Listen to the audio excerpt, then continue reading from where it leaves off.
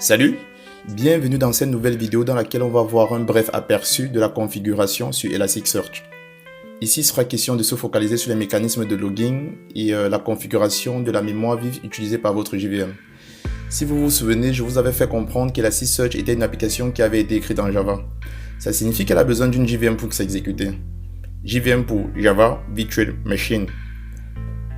Avec le temps, on s'est très vite rendu compte qu'Elasticsearch n'a pas besoin de beaucoup de modifications de sa config de base pour pouvoir fonctionner. Les paramètres par défaut suffisent amplement dans la plupart des cas.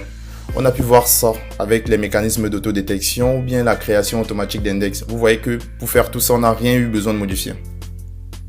Alors dans un premier temps, on va se focaliser sur les mécanismes de logging. Et le logging peut être défini comme le fait de tracer tout ce qui se passe dans votre application. Ça signifie que ça peut être un accès au serveur, ça peut être une erreur qui est survenue, ça peut être un service qui a été déclenché, ce genre de choses. Dès que vous aurez un problème, quand vous voulez savoir ce qui s'est passé sur votre application serveur, ce sera dans ces fichiers-là qu'il faudra vous rendre pour avoir directement l'information. Comme d'habitude, pour avoir plus d'informations sur les mécanismes de log sur Elasticsearch, vous avez la doc officielle ici. Sur Elasticsearch, on dispose plusieurs fichiers de log. On ne va pas les voir tous et on va se concentrer sur les plus importants. Pour ce faire, on va dans la configuration. On va se rendre dans le dossier qui contient nos fichiers de logs. Vous allez dans le répertoire courant, le dossier logs. On a ceci. Comme je vous disais, on a plusieurs types de fichiers de log. Vous avez par exemple le plus important qui est le fichier de log principal. C'est celui-ci qu'on a ici, elasticsearch.log. Et le nom que vous avez ici dépend du nom que vous aurez mis à votre cluster. Donc si on a ce fichier-ci, ça signifie que dans notre cas, le cluster s'appelle Elasticsearch. On verra ça un peu plus tard dans les paramètres de configuration. Ensuite, on a ces fichiers-ci.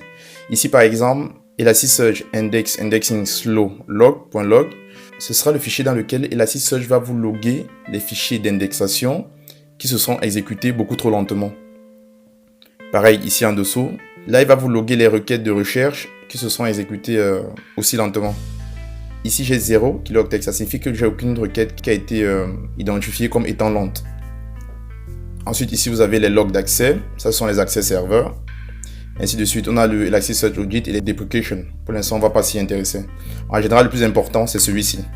Et pour des soucis de performance, on pourra aussi souvent s'intéresser aux deux autres fichiers que je viens de vous présenter. Ceux qui vont loguer les requêtes qui ont été trop lentes.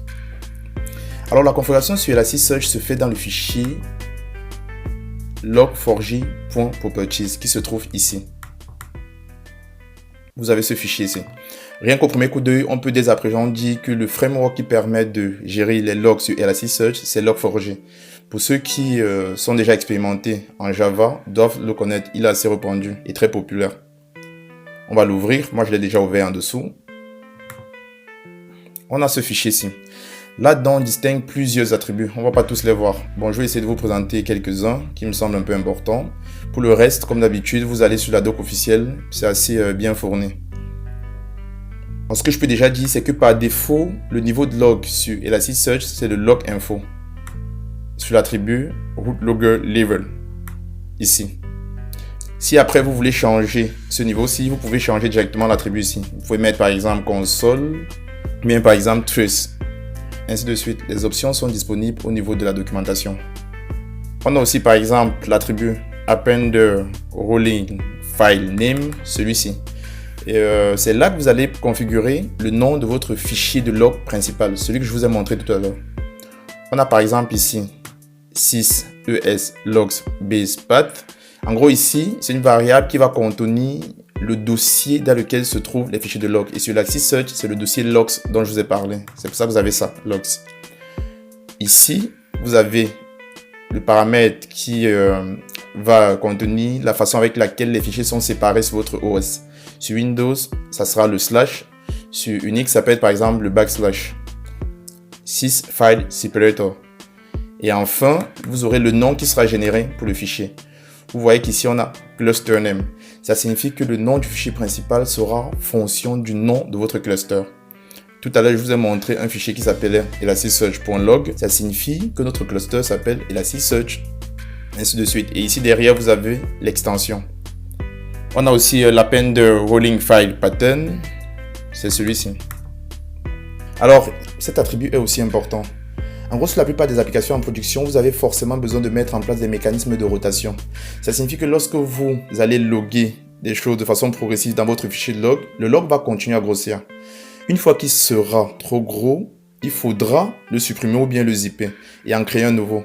C'est ici que ce mécanisme est déterminé.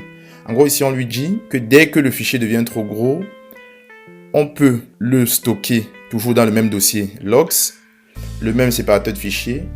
Le nom sera le nom du cluster, mais en plus de cela, cette fois-ci, il faudra rajouter la date et ici, on va incrémenter. Le GZ vous dit que le fichier sera ensuite zippé. Et c'est ce qu'on avait ici. Je ne vous l'ai pas présenté tout à l'heure. On va repartir dans notre dossier de log. Vous faites logs. Vous voyez, on a tous ces fichiers ici. En gros, notre fichier principal, c'est celui-ci. C'est-à-dire que dès que notre application s'exécute, il va loguer ici. Et ici, à chaque fois que le fichier sera trop gros, on va le zipper et on va le mettre ici et passer à un nouveau et recréer un fichier elasticsearch.log, ainsi de suite. Vous voyez les dates sur le côté. Et à côté, vous avez l'incrémentation.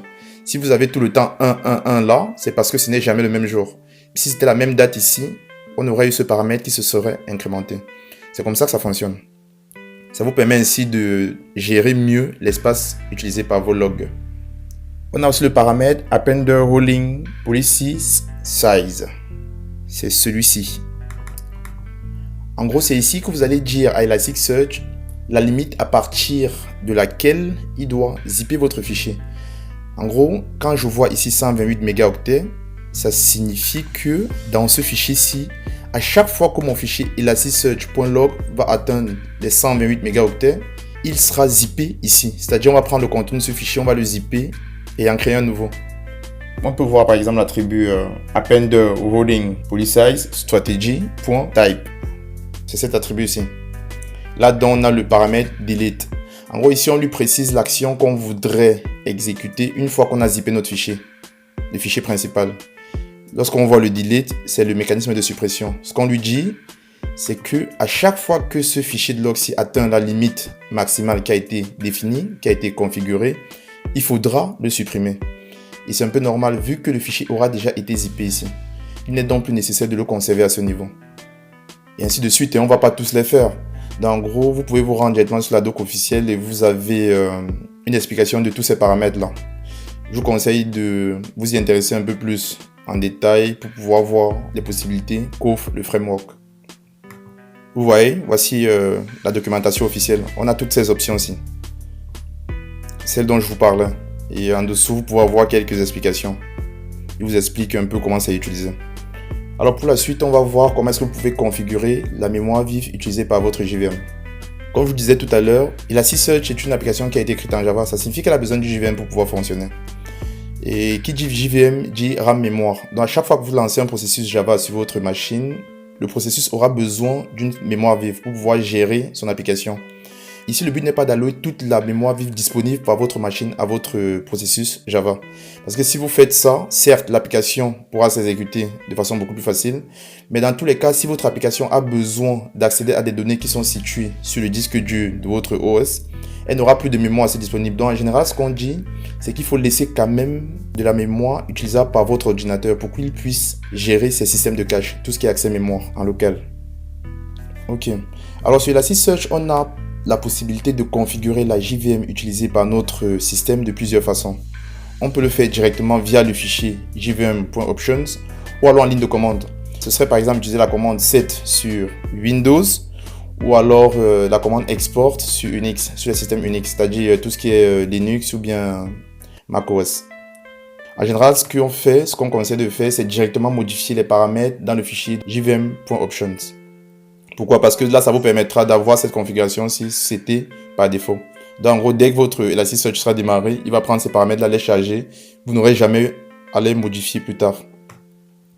Le format sur JVM Options, c'est celui-ci. Ici, on lui donne la mémoire minimum qu'on veut allouer. Ici, on lui donne la mémoire maximale. Très souvent, il est conseillé d'utiliser la même valeur pour les deux. De cette façon, ça vous permettra d'avoir la mémoire maximum disponible directement au démarrage. Parce qu'en effet, lorsque vous configurez ici la mémoire minimum à allouer, il va mettre là la mémoire qui sera disponible au démarrage de votre application. Donc si par exemple vous avez des process qui s'exécutent dès le démarrage, ces process-là peuvent se retrouver à ne pas avoir suffisamment de mémoire. C'est pour ça qu'en général on dit autant mieux setter directement la mémoire maximale dès le départ. Donc en gros on se retrouve en train de mettre les deux valeurs ici. On va se rendre par exemple dans notre fichier de configuration en local. On revient sur Elasticsearch, vous allez sur config. On a le fichier jvm.options. On peut l'ouvrir.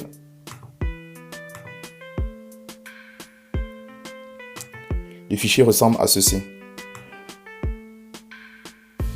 On se rend compte que par défaut, Elasticsearch alloue une mémoire de 1 Go dans les deux cas.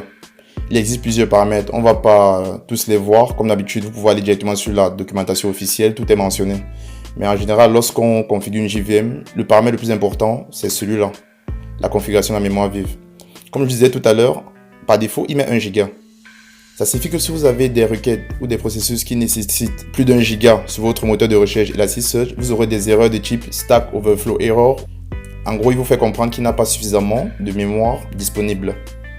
Et en général, ce qu'on conseille lorsqu'on met en place un moteur de recherche Elasticsearch en production, c'est d'allouer la moitié de votre RAM à votre moteur de recherche. En gros, si vous avez 4 Go, vous pouvez donner 2 Go ici. Et ça, ce n'est vrai que si Elasticsearch est le seul processus que vous faites tourner sur cette machine-là, physique ou virtuelle.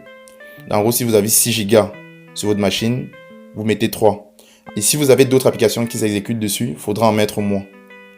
Dans la prochaine vidéo, on va voir un autre aspect de la configuration qui est la mise en place d'un cluster. Et là, je vais profiter pour vous présenter un outil qui vous permettra de visualiser l'architecture que vous aurez mis en place, c'est-à-dire vos fragments, les nœuds disponibles et comment est-ce que les répliques ont été allouées sur votre système Elasticsearch. Cet outil, c'est le plugin Head. Merci et à bientôt.